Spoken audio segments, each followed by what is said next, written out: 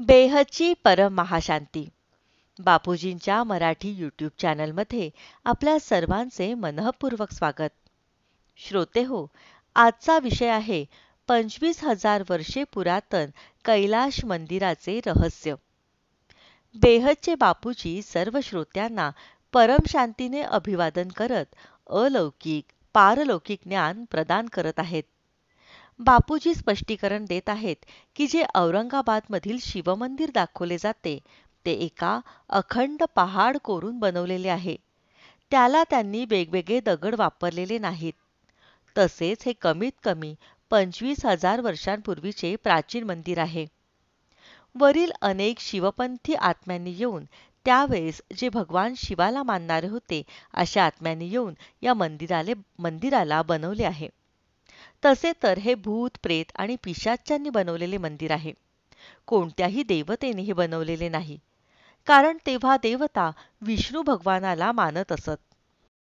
परंतु नंतर जेव्हा शिवपंथी आणि वैष्णवपंथी यांच्यामध्ये भांडण तंटे होत असत, देवता आणि असुरांच्या मध्ये युद्ध देखील होत असत, तेव्हा या मंदिराला तोडले गेले होते. देवतांनी दिव्य किरणे टाकून तोडले होते.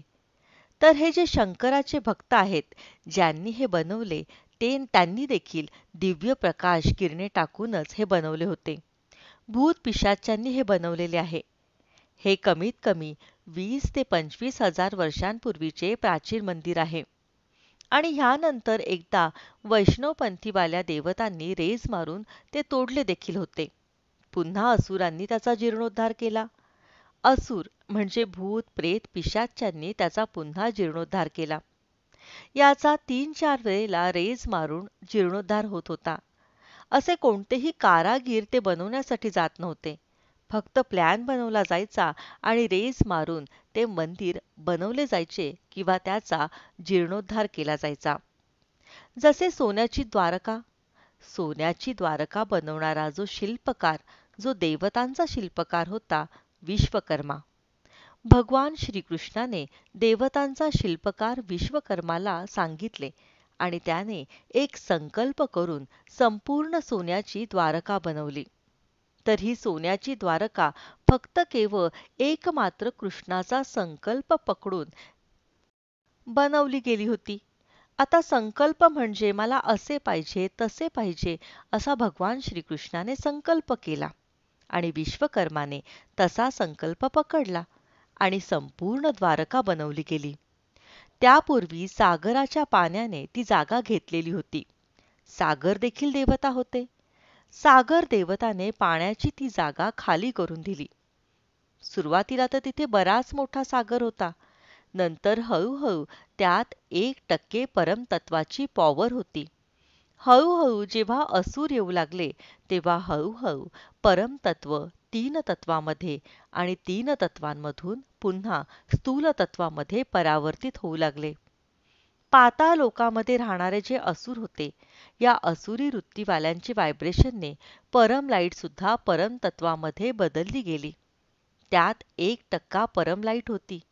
त्यात 1% परम लाईट, 2 ते 3% परम महत्तत्व आणि 8 ते 10% परम आकाश तत्व होते. बाकी परम वायू आणि परम अग्नी होता.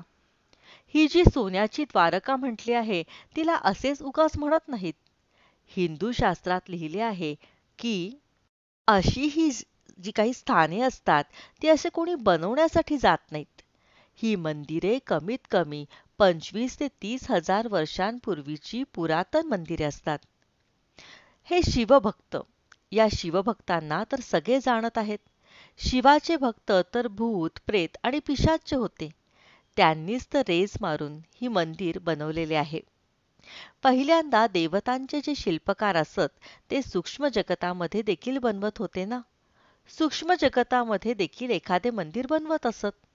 जसे सूक्ष्म जगतामध्ये विष्णूचे बनवले जायचे, शिवाचे मंदिर बनवले जायचे, तर ते देखील संकल्प मात्राने सूक्ष्म जगतामध्ये बनवत होते.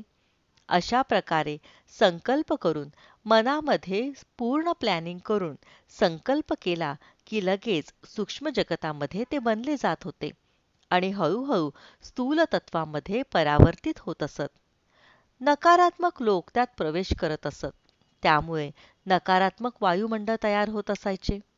तर असेच सूक्ष्म जगतामध्ये देखील खूप मंदिरे सापडतील. दुसऱ्या लोकात सुद्धा खूप शिवमंदिर आहेत.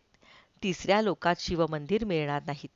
कारण की देवता शिवाला मानणारे नव्हते. म्हणून तिथे विष्णूची मंदिरे जास्त मिळतील. लक्ष्मी नारायणाची मंदिरे मिळतील. त्यावरील लोकात जसे विष्णुपुरी आहे, तर विष्णुपुरीमध्ये देखील विष्णूचे जेवढे अवतार असतात त्यांची मंदिरे असतील. जसे राधाकृष्ण आहेत, तर विष्णू लोकात राधाकृष्णाचे देखील मंदिर आहे. सीतारामाचे देखील मंदिर आहे. जे लोक विष्णुपुरी वैकुंठात जात असतात, तर ते तिथे वेगवेगळ्या मान्यतेनुसार ते त्यांची विष्णुपुरीमध्ये जाऊन पूजा करतात. वैकुंठात जात असतात, तर तिथे केवळ एका संकल्प करत असतात आणि लगेच तिथे काहीही बनले जाते.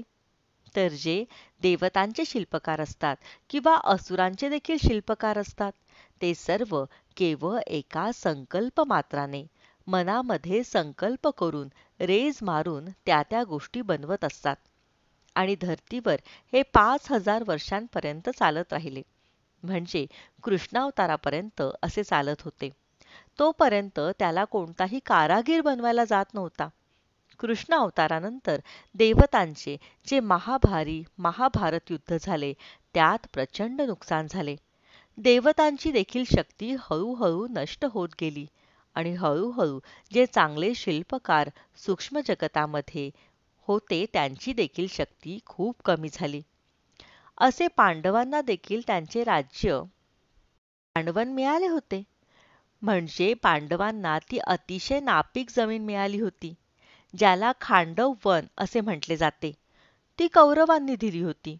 तिथे देखील देवतांच्या गुरूंनी अतिशय सुंदर भव्य महाल बनवून दिला होताच. तो महाल असा होता की अतिशय अद्भुत प्रकारचा होता. त्याला मायावी महाल असेही म्हटले जायचे.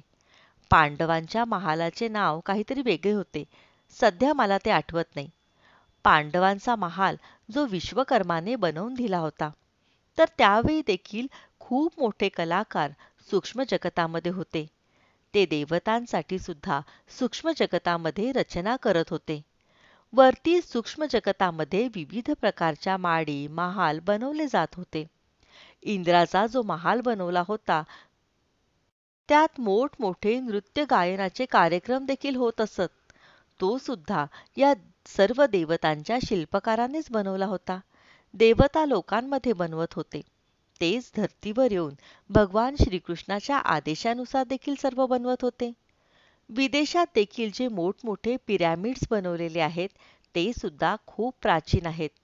जसे चीनमध्ये खूप प्राचीन पिरॅमिड झाकले गेलेले आहेत. खूप जुन्या पहाडासारखे दिसत आहेत. ते तर लाखो वर्ष पुराणे आहेत. अशी काही मंदिरे देखील आहेत. हे सर्व दिव्य लोकातून येणारे वेगवेगळे पिरॅमिड्स बनवणारे आहेत. ते भारतीय संस्कृतवाले नव्हते. ते देवतावाले नव्हते. आपले देवता म्हणजे हिंदू संस्कृती किंवा सनातन संस्कृतीला मानणारे देवता नव्हते. ज्यांनी पिरॅमिड्स बनवले आहेत ते दुसऱ्या जगतामधून आलेले होते. ते दुसऱ्या सोलर सिस्टीममधून आलेले होते. ते त्यांच्या व्यवस्थेसाठी ते त्यांनी बनवले होते. अशा प्रकारे समस्त दुनियेमध्ये जितक्या काही पुरातन गोष्टी आपण बघत आहोत, जेवढ्या काही पुरातन गोष्टी आहेत, त्या मोठमोठ्या दगडांच्या देखील वस्तू आहेत, त्या सर्व दिव्य शक्तीने बनवलेल्या आहेत. संकल्प करून सूक्ष्म जगतामध्ये बनवल्या गेल्या आहेत. नंतर हळूहळू त्याचे स्थूल तत्वामध्ये रूपांतरित केले गेले. त्या मग अमेरिकेत बनवलेल्या असतील, तर तिथे देखील वेगवेगळ्या प्रकारचे कित्येक लोक दूरदूरवरून आलेले आहेत. कोणी दुसऱ्या सोलर सिस्टीममधून आले आहे, कोणी दुसऱ्या गॅलेक्सीमधून आले आहेत. तर हे सर्व त्यांच्या दिव्य शक्तीने, संकल्प शक्तीने बनवित असतात. एक संकल्प केला की लगेच तयार होते आणि हे असेच घडते. तर या सर्व खूप प्राचीन आणि अतिप्राचीन गोष्टी आहेत. फक्त या सर्व गोष्टी महाभारत युद्धानंतर थोड्या कमी झाल्या. बाकी 5,000 वर्षापूर्वी सुद्धा सूक्ष्म जगतामधील लोकांकडे ही शक्ती होती. स्थूल जगतामध्ये ते वास्तू बनवत नसत. संकल्प केला की बनले जायचे. दिव्य शक्तीने हे सर्व होत होते. आता 5,000 वर्षात महाभारत युद्ध झाल्या कारणाने इथे वायुमंडळ अतिशय तमोप्रधान बनले गेले. स्थूल तत्व देखील, मग ते धर्तीवर माती तत्वामध्ये असो, जलतत्वामध्ये असो, ते देखील खूप तमोप्रधान बनले गेले. त्यावेळेला महाभारी महाभारत युद्ध झाले. त्यात साऱ्या दुनियेत राजे जे कोणी होते, पांडवांच्या पक्षात होते, तर कोणी असुरांच्या म्हणजे कौरवांच्या पक्षात होते. हे सर्व एकमेकांमध्ये लढले. खूप मोठ्या प्रमाणात लढाई झाली. मोठमोठ्या ब्रह्मास्त्र प्रकारचे अस्त्र चालवले गेले. त्यामुळे सूक्ष्म जगतावर याचा खूप दुष्परिणाम झाला. वायू तत्व खराब झाले, जलतत्व दूषित झाले, माती तत्वावर देखील खूप वाईट परिणाम झाला. या अतिशय गुह्य गोष्टी आहेत हं. हे सर्व साधारण मनुष्याला समजणार नाही. हे खूप जे ज्ञानी आहेत, बेहदचे परमज्ञानी आहेत, त्यांनाच या गोष्टी समजतील. परम शांती. श्रोते हो, हा व्हिडिओ आपल्याला आवडल्यास याला लाईक, शेअर आणि कमेंट करायला विसरू नका. बेहदची परम महाशांती.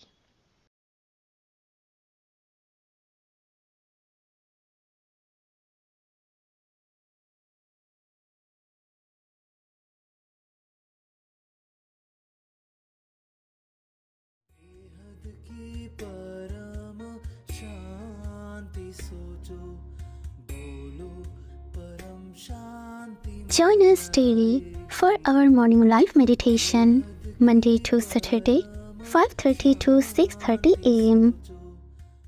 Join us daily for live meditation, 10 p.m. to 11 p.m. on YouTube Live.